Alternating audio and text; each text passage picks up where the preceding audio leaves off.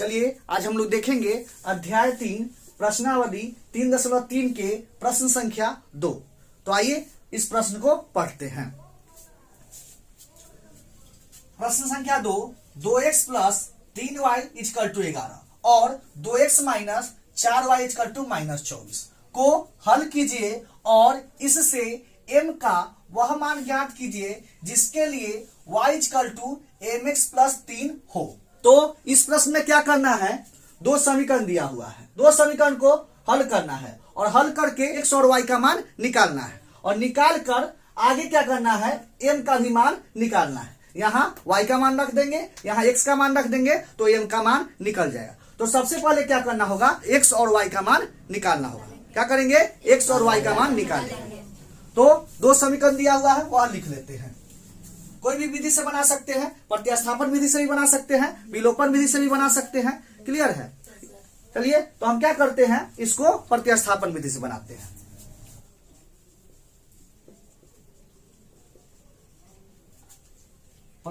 प्रतिस्थापन विधि से क्या करेंगे, प्रतिस्थापन विधि में क्या करते हैं, एक समीकरण से x या y का मान निकालकर दूसरा समीकरण में रख देते हैं। क्या करते हैं, एक समीकरण से x या y का मान निकालकर दूसरा समीकरण में रख देते हैं। तो समीकरण फर्स्ट से 2x plus 3y equal to 11, तो क्या हो जाएगा, 2x equal to 11 minus 3y। तो x इक्वल टू कितना होगा, 11 माइनस 3y बटा 2। क्लियर है। इसको क्या करेंगे, समीकरण थर्ड मान लेंगे। क्लियर है। अब क्या करेंगे, यह x का मान कहाँ रखेंगे, समीकरण सेकेंड में रखेंगे ना। तो x का मान समीकरण सेकेंड में रखने पर समीकरण सेकेंड क्या है, 2x minus 4y equal to minus 24। क्या करेंगे, x के जगह पर रख देंगे 2 गुना x के ऊपर कितना रखेंगे, 11 माइनस 3y बटा 2 minus 4y equal to minus 24। Clear है, कोई दिक्कत।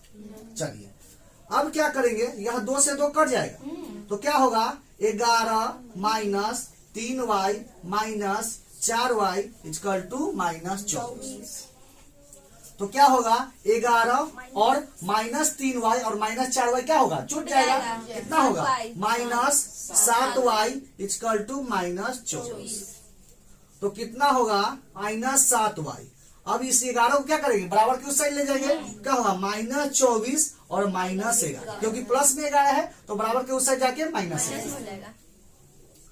तो क्या होगा, माइनस 7y इक्वल टू, दोनों जुटेगा तो कितना होगा, माइनस 35।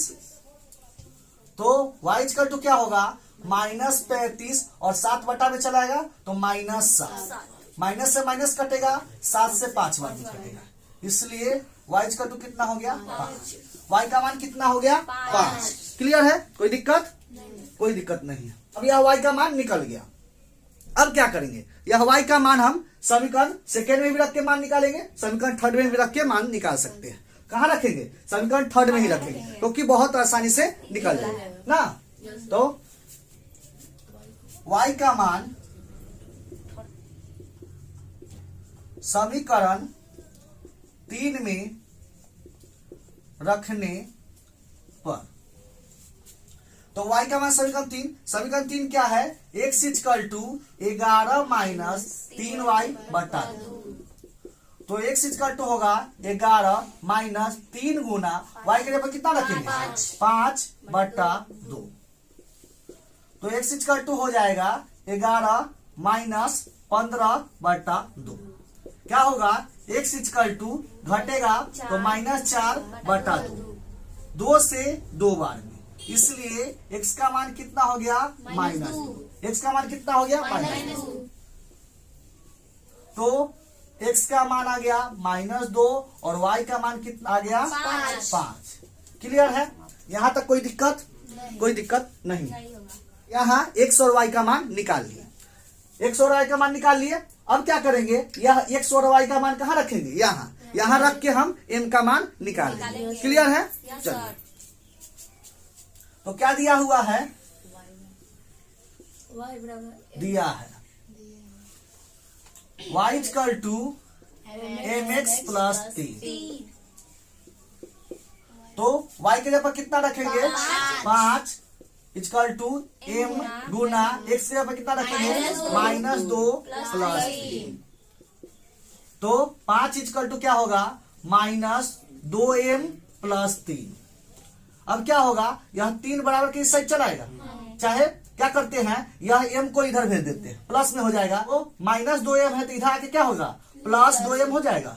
2m इक्वल टू कितना हो जाएगा, 3, और 5 उधर जाके क्या होगा, घट जाएगा, -5। तो 2m इक्वल टू हो जाएगा -2, m इक्वल टू हो जाएगा -2/2। क्लियर है। तो 2 से 2 कटेगा, कितना होगा, m इक्वल टू -1, कितना होगा, -1। इसलिए m का मान कितना हो गया, -1। क्लियर है, कोई दिक्कत, कोई दिक्कत नहीं है, यहाँ तक कोई दिक्कत नहीं। चलिए, इस प्रश्न में कह रहा था कि 2 समीकरण दिया हुआ था जिसको हल करना था, तो हम हल कर लिए। हल करने का मतलब है x और y का मान निकालना था, तो हम x और y का मान निकाल लिए। और फिर आगे क्या करना था, और इससे m का वह मान क्या होगा, मतलब m का भी मान निकालना था, जिसके लिए समीकरण दिया हुआ था y equal to mx plus 3।